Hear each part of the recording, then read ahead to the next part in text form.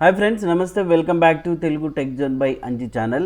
మరి ఈరోజైతే మనం ఎంఎస్ వర్డ్లో మనకు తెలియకున్నటువంటి కొన్ని ట్రిక్స్ అయితే నేర్చుకోబోతున్నామండి. చాలా వరకు మనం ఎంఎస్ వర్డ్ అయితే యూజ్ చేస్తుంటాం కదా. సమ్టైమ్స్ మీరు చూడండి, ఇట్లాంటి టేబుల్ కానివ్వండి, ఇక లేదంటే ఇట్లాంటి పిక్చర్స్ యూజ్ చేస్తున్నప్పుడు కర్సర్ అయితే ఇప్పుడు ఈ టాప్ పొజిషన్లో ఉంది. మనం ఇక్కడ ఏదైనా టైప్ చేస్తుంటాం కదా.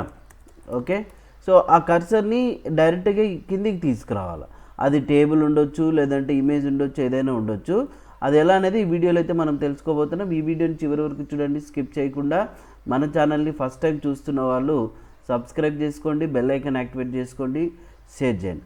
చూడండి, సేమ్ ఆల్సో ఇక్కడ కూడా అంతే.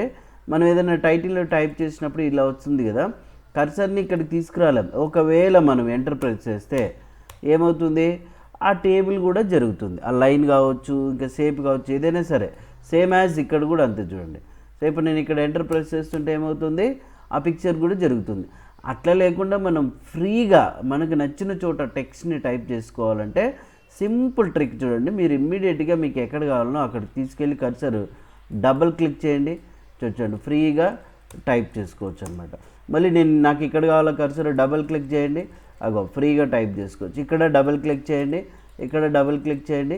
మీకు ఎక్కడ కావాలనుకుంటే అక్కడ ఫ్రీగా టెక్స్ట్ని టైప్ చేసుకునే విధంగా సో మీరు ఏం చేసుకోవచ్చు అంటే డబుల్ క్లిక్ చేస్తే సరిపోతుంది. సింపుల్ అనమాట. మనం వర్రీ అవ్వాల్సిన అవసరమే లేదు, కర్సర్ ఇక్కడికి రాలేదు అనేది. ఓకేనండి, సో ఇది నేర్చుకున్నారు కదా. మీరు ఇమ్మీడియట్గా మీ కంప్యూటర్లో ట్రై చేసి చూడండి, వచ్చిందా మన ఛానల్లో కామెంట్ అయితే చేయండి. ఇంకెందుకు ఆలస్యం, ఇట్లాంటి అప్డేట్స్ కోసం వెంటనే subscribe, share. Thank you.